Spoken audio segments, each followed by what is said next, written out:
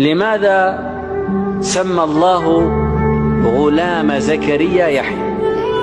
قالوا لأن امرأة زكريا كانت مصابة بأم الصبيان. تعرف أم الصبيان؟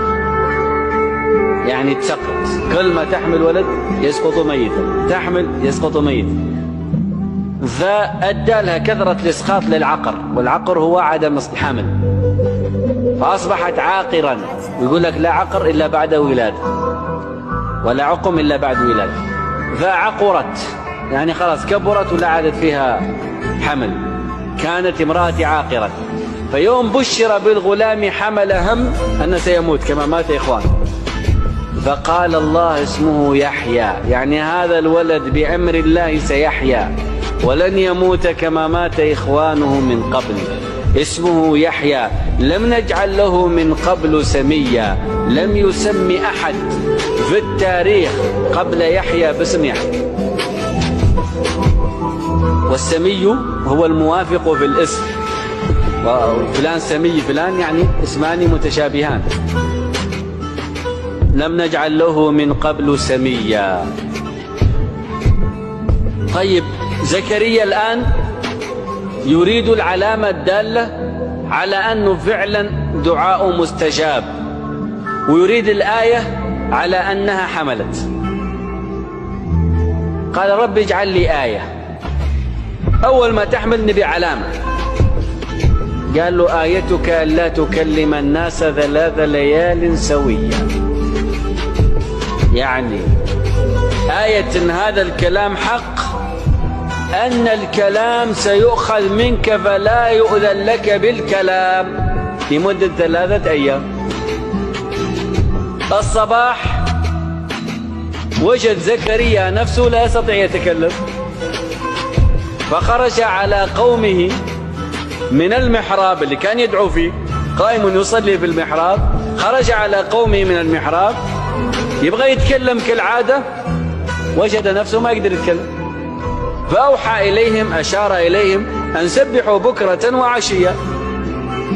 وهذا كلام الإشارة، عرفوها وعرفوا أنها آية من عند الله، وأخذوا كل ما يشوفون يسبحوا. سبحان الله، ما يقدر يتكلم، سبحان الله.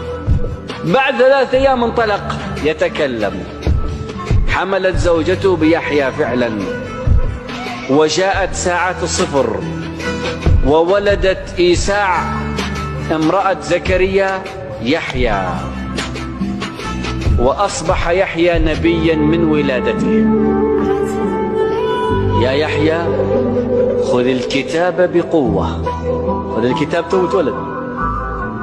وآتيناه الحكم صبيا وحنانا من لدنا وزكاة وكان تقيا وبرا بوالديه.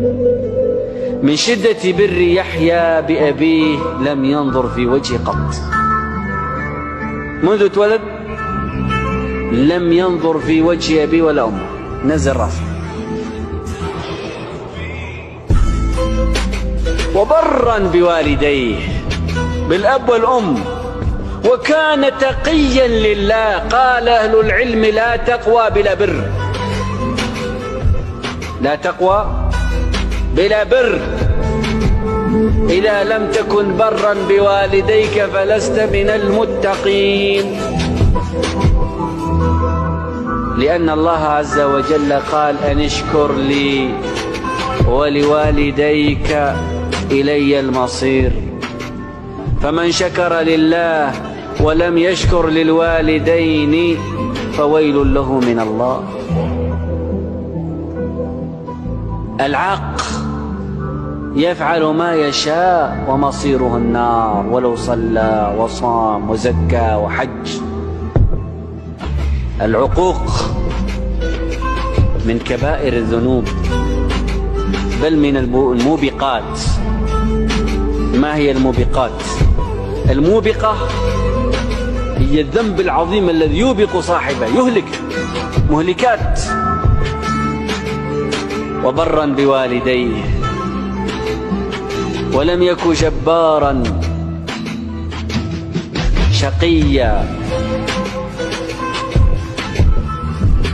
والسلام عليه يوم ولد ويوم يموت ويوم يبعث حيا. وهذه الأيام الثلاث من سلم الله عليه فيها فقد أسعده في الدنيا والآخرة. سلام عليه يوم ولد فلا يمسه شيطان، ويوم يموت فلا يقربه شيطان، ويوم يبعث حيا فإلى جوار الرحمن. وبرا بوالديه ولم يك جبارا شقيا. كل من عق والديه تجبر وقسى قلبه وأصبح شقيا في حياته، لا يتيسر له أمر. ومن بر بوالديه أعطي الرحمة والرأفة والحنان وتيسرت أموره. يحيى وزكريا لما رأت بنو إسرائيل مكانتهما من مريم، طبعا مريم في وقت ولادة يحيى حصل لها حمل بعيسى، وهذا الموضوع مريم وعيسى سنفرد لها درس كامل في الدرس القادم إن شاء الله. نعود إلى زكريا ويحيى وننظر كيف كانت عاقبة أمرهما. افترى اليهود على زكريا فرية عظيمة. لما حملت مريم بعيسى قالوا هذا الحمل من زكريا، فاتهموه بالزنا